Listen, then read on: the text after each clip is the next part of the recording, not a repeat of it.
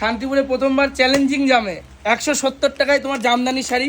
এখানে থাকছে প্রচুর কালার, এখানে যা কালার দেখছো দেখাও প্রচুর কালার থাকছে এরকম। আরে আরে আরে আরে আরে আরে আরে 170 টাকা, 170 টাকায় শান্তিপুরে মা বাসন্তী শাড়ি সেন্টারে প্রথম 170 টাকায় জামদানি দিচ্ছে। আরে শুধু লুটা নিতে হবে, লুটা নিতে হবে। আমাদের বুকিং নাম্বার থাকছে যে নেয়ার 170 টাকা।